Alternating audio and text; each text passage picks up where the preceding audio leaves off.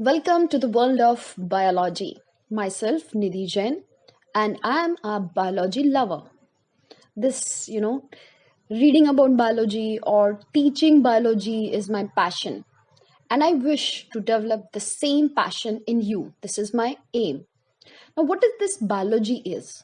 It is the science that studies life and living things and the evolution of life, right? So we are dealing with this biology. So there's a myth. What that myth is, biology मतलब doctor बनना. तो अगर doctor नहीं बने तो biology subject लेना बेकार है.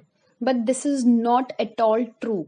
Reason being, there are number of fields in biology which I mentioned in this slide also, like virology, study of virus. Coronavirus is still, very active during these days, and the study of this virus, coronavirus, is virology. Anatomy, internal structure की study करना, ecology environment का study करना, microbiology micro organisms का study करना, biochemistry biochemical process का, taxonomy plants and animals के tissue structure को करना, histology, bacteriology, mycology, botany, embryology, zoology, genetics, entomology. You know what? Entomology is my favorite one because I completed my research in this field only.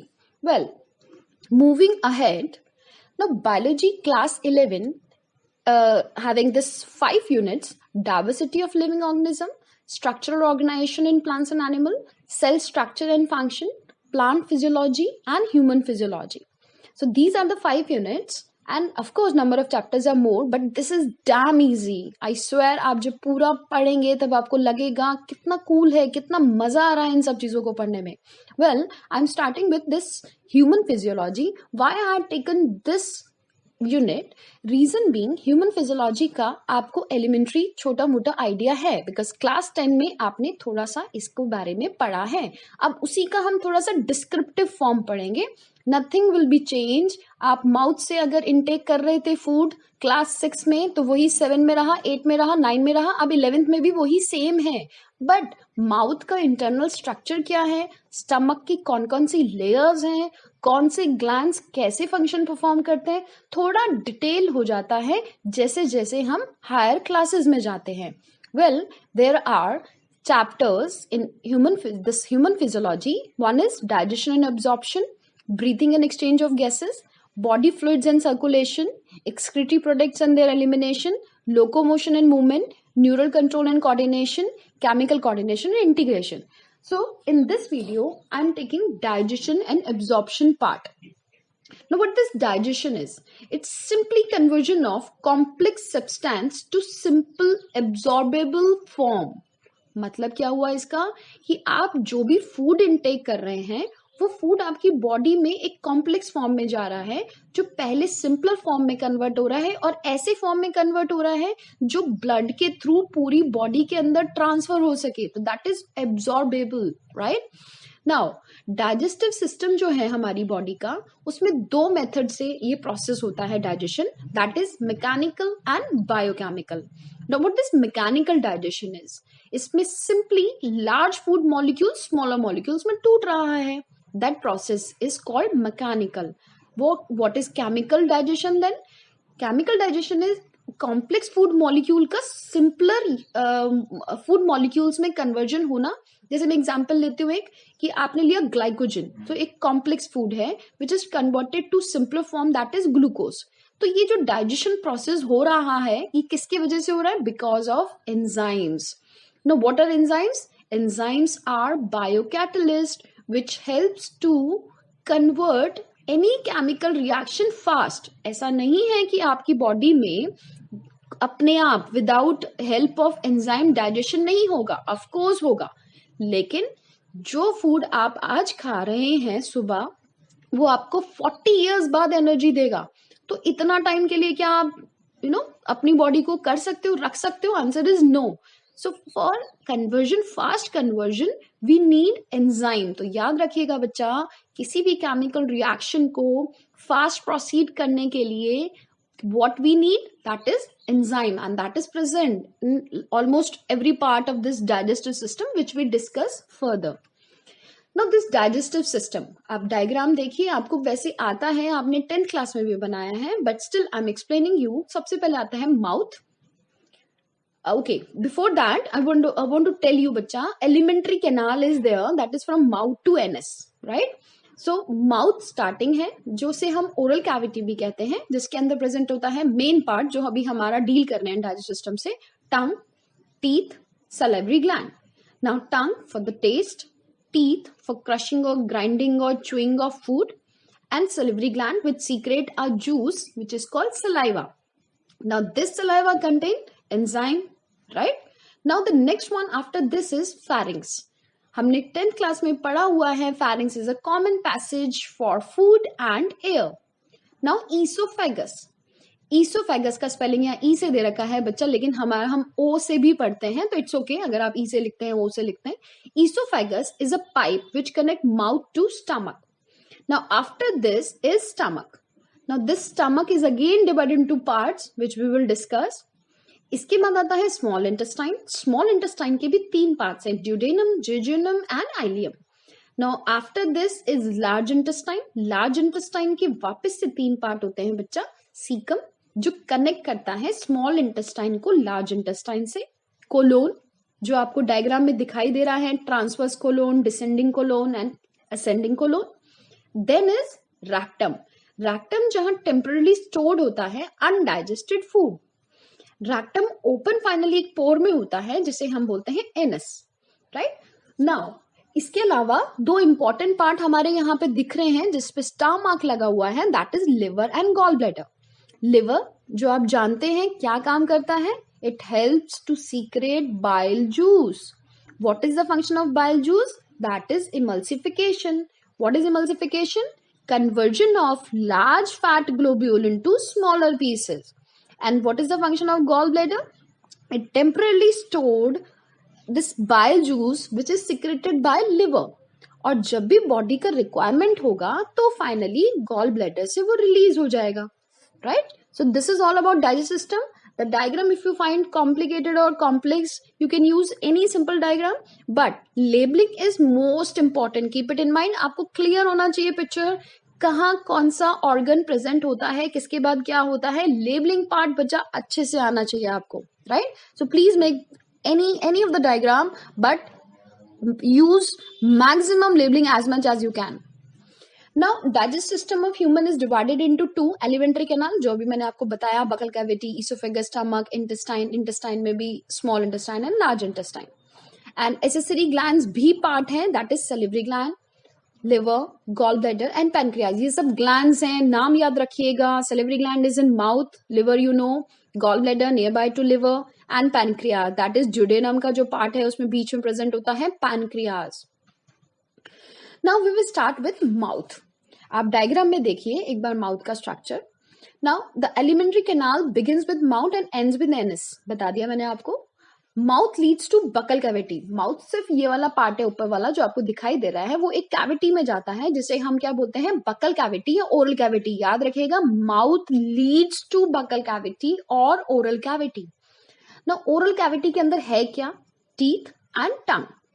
Now teeth जो होता है हमारा, वो हमारे jaw से अगर अटैच है, क्योंकि बहुत सारे ऐसे एनिमल हैं जिसमें वो जॉ से अटैच नहीं होते, लेकिन हमारी ह्यूमन बींग्स की हम बात कर रहे हैं तो हमारे टीथ जो होते हैं वो जॉ से अटैच होते हैं और इसको हम कंडीशन को बोलते हैं थीकोडोंट. वर्ड याद रखिएगा, थीकोडोंट. नाउ हमारे जो टीथ होते हैं, लाइफ स्पैन में 2 बार टीथ आते हैं बेटा. एक जिसको हम बोलते हैं मिल्क टीथ और दूसरा हम बोलते हैं परमानेंट टीथ, राइट? नाउ हमारे 4 टाइप्स के टीथ होते हैं, incisors, canine, premolar and molar. अब प्लीज जैसा मैं बोल रही हूं वैसा कीजिए. अपने माउथ को 4 पार्ट्स में हम डिवाइड करेंगे. आप टंग को यूज करेंगे. अपर जॉ, अपर टीथ पे टच कीजिए, लोअर टीथ पे टच कीजिए. ये हो गए 2 part, right and left, right? अब आपने ये जो 4 पार्ट डिवाइड करे हैं, इसमें आप स्टार्ट कर रहे हो मिडिल से. तो अब मैं राइट पार्ट में, अपर वाला राइट पार्ट में मैं चल रही हूं. तो सबसे पहले होते हैं इंसीजर, देन होते हैं कैनाइन, देन होते हैं प्रीमोलर, देन होते हैं मोलर. सेम आप उल्टा कीजिए. आपने लेफ्ट साइड चलिए अपर जॉ पे, that is incisor, canine, premolar, molar. So इस तरीके से डिवाइडेड है and what's its number that is 2 incisors, 1 canine, 2 premolar and 3 molar. So our dental formula is ICPM 2123. याद रखिएगा please, this is our dental formula. हर एक different animal का dental formula होता है, आपको अपना याद रखना है. That is ICPM 2123. Now this dental formula of adult I had given here. इसके अलावा जो हमारा टूथ है उसके भी 3 पार्ट होते हैं, जो कि क्राउन होता है जो एक्सपोज पार्ट होता है, आउटसाइड गम्स दिखता है. एक नेक पार्ट होता है जो इनसाइड द गम्स होता है, और एक होता है रूट पार्ट जो इनसाइड द जॉ बोन होता है. राइट, जो क्राउन पार्ट है बेटा, उसके ऊपर एक वेरी हार्ड कवरिंग होती है जिसको हम बोलते हैं enamel. Right, it is the hardest material in all animal of animal kingdom. Hardest याद रखिएगा मटेरियल है इनामल. राइट, इनेमल का ओरिजिन होता है एक्टोडर्म से, और इसके अंदर जो मेन कंपोनेंट्स होते हैं वो होते हैं इनऑर्गेनिक सॉल्ट्स जैसे फॉस्फेट ऑफ कैल्शियम, वाटर भी थोड़ा बहुत प्रेजेंट होता है. राइट, सो इसकी वजह से ये बहुत ज्यादा हार्ड अपीयर होता है. मैं आपको बता रही थी कि जो डेंटल फॉर्मूला होता है वो हमारे में होता है 2123, लेकिन अगर हम बात करें चाइल्ड की तो याद रखिएगा बच्चा, वो होता है 2102. याद रखिएगा प्लीज, एडल्ट का फॉर्मूला है 2123 ICPM, लेकिन अगर चाइल्ड की हम बात कर रहे हैं तो वो होता है 2102.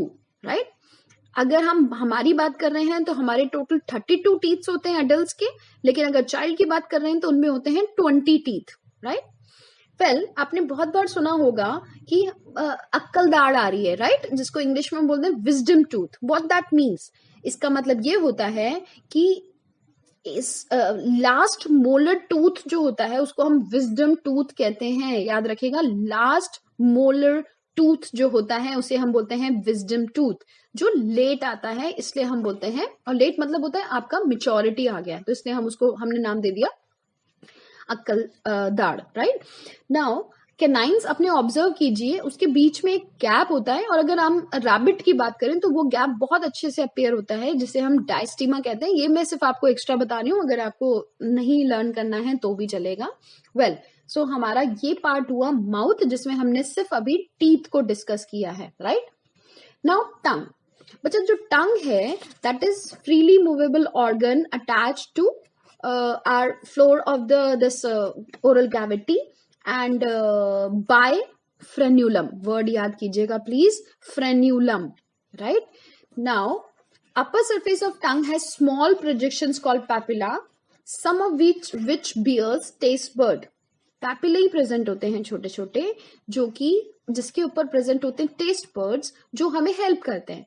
एक बार अगर आप डायग्राम में देखेंगे तो बिटर टेस्ट आपको लास्ट में दिखाई दे रहा है, सार जो है आपको साइड में ग्रीन कलर का दिखाई दे रहा है, सॉल्टी जो है आपको ब्लू कलर से दिखाई दे रहा है, एंड स्वीट आपको टिप पे दिखाई दे रहा है. राइट, तो कोई भी टेस्ट आज प्लीज एक बार ये घर पे एक्सपेरिमेंट भी करके देखिएगा कि अगर आप लास्ट में किसी भी कड़वी चीज को ना रखकर बीच में रखकर और वाटर इनटेक करके उसके सिक्रेशन को पीछे नहीं जाने दे रहे हैं तो आपको बिटर टेस्ट नहीं आएगा. या अगर अचार जो है आप सेंटर पे रखकर और उसको पानी से अगर इनटेक कर रहे हैं तो आपको खट्टा टेस्ट नहीं आएगा. तो that is reason is there कि पैपिले पे जब तक सीक्रेशन नहीं जाएगा, जब तक टेस्ट बड पे सीक्रेशन नहीं जाएगा किसी भी फूड का, तब तक you can not feel that taste, आपको पता नहीं चलेगा. राइट, ये नहीं है कि टंग का सिर्फ यही काम है, टंग के और भी इम्पोर्टेंट रोल है. दैट इज सबसे इम्पोर्टेंट जो मुझे जितना भी मैंने पढ़ा उसमें मुझे समझ में आता है, दैट इज क्लीनिंग. अगर आपके टीथ में कोई चीज अगर अटक रहा है तो पूरा टाइम विदाउट गिविंग कंसिडरेशन आपका टंग अपने आप बार बार वहां पर जाएगा, क्लीन करेगा.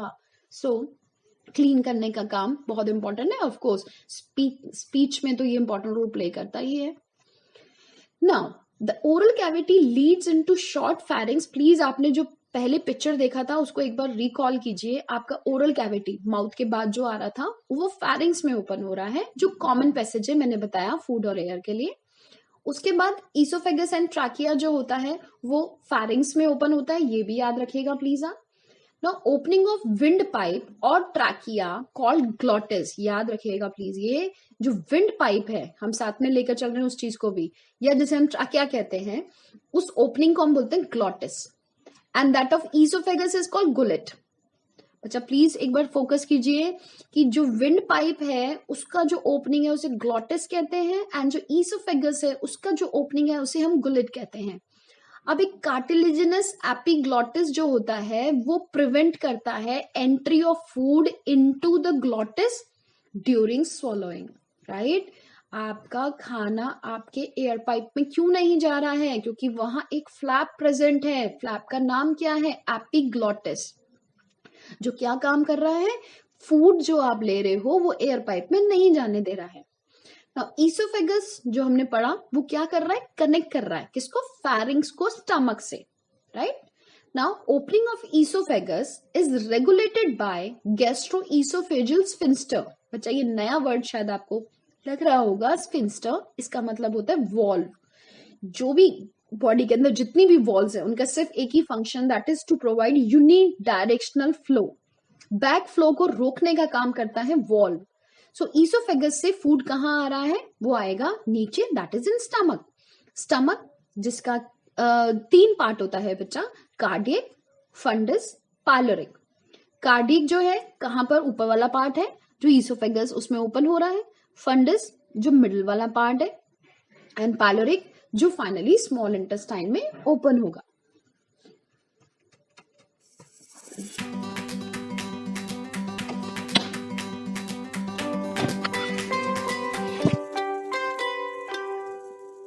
Now small intestine.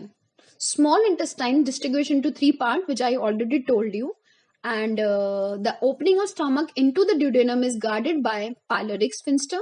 Large intestine consists of 3 parts, that is I already told you bacha.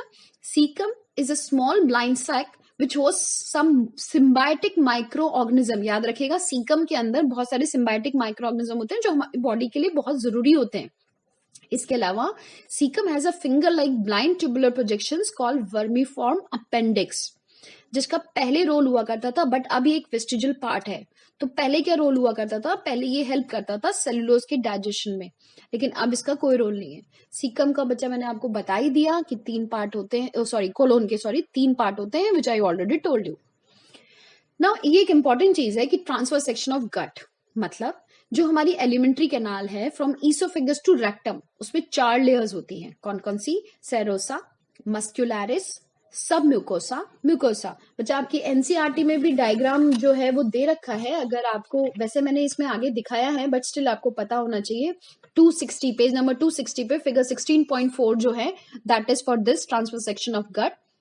Now serosa outermost layer होता है जो मीसोथीलियम का बना होता है। ये नए नए वर्ड्स आपको लग रहे होंगे, लेकिन अगर आप 1-2 बार पढ़ लेंगे इनको तो they will be like no more horror for you, right.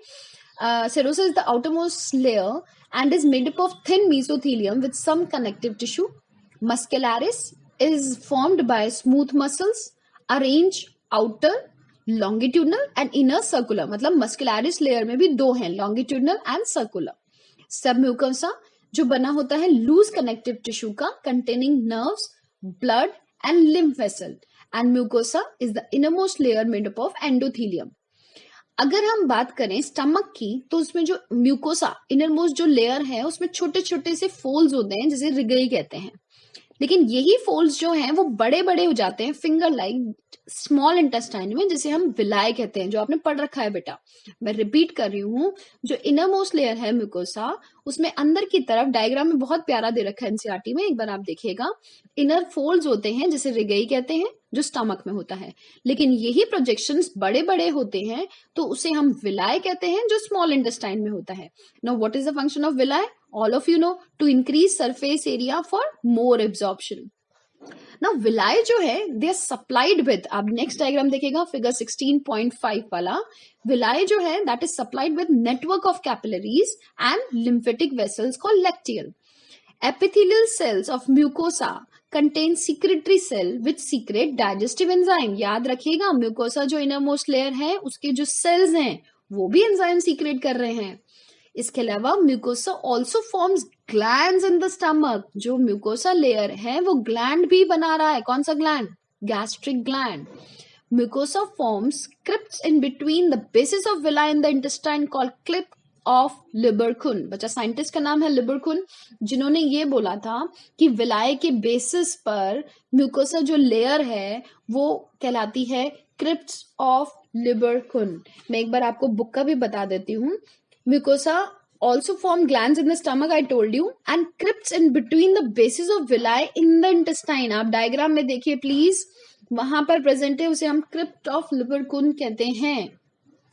Now this is the diagram. You can see transverse section. ये बना, ये सेक्शन दिखाया है कटिंग करता हुआ, करा हुआ. म्यूकोसा, सब म्यूकोसा, मसल लेयर दो तरह का जो मैंने अभी बताया, inner circular and outer longitudinal, right. Muscularis layer हो गया, एंड देन इज सरोसा. So this is all about in this video. In the next video I'll take other part of this same chapter. So I hope आपको समझ में आया हो. फिर भी अगर कोई प्रॉब्लम हो तो प्लीज कमेंट में. Thank you so much.